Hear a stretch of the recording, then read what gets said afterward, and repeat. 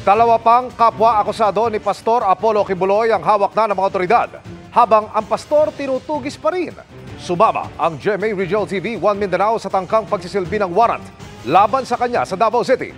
Nakatutok si John D. Esteban ng GMA Regional TV 1 Mindanao. Alas 8 ng umaga pa lang kanina, tinungo na ng National Bureau of Investigation Davao Region ang Prayer Mountain ni Kingdom of Jesus Christ leader Pastor Apollo Kibuloy sa Purok 3, Barangay Tamayong. Isisilbi sana ang warrant of arrest laban sa pastor na inisyo noong April 1 para sa kasong child abuse at sexual abuse. Nang marating ang area bandang alas 9 ng umaga, hinarap ang NBI ni Attorney Eunice Ambrosio, isa sa mga abogado ng KOJC.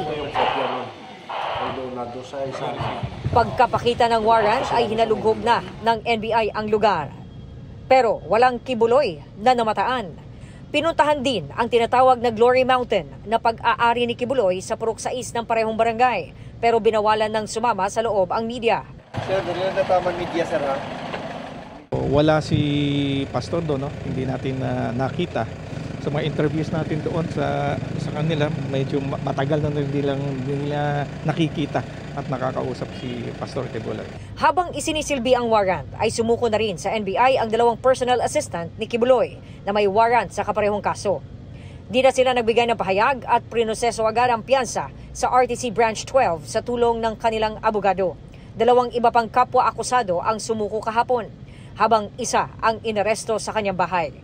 Patuloy pa rin ang paghahanap ng NBI kay Kibuloy. Right now, we're still negotiating kung pwede siyang mag-surrender. Within 10 days, no? Kasi the warrant of arrest has 10 days giving us to serve the warrant. While hindi pa siya nahuli, patuloy yung service of warrant of arrest to Pastor Kibuloy. Under the law, if you are not arrested, you are a fugitive, considered as fugitive from justice. Mula sa GMA Regional TV 1 Mindanao, John D. Esteban, nakatutok 24 oras.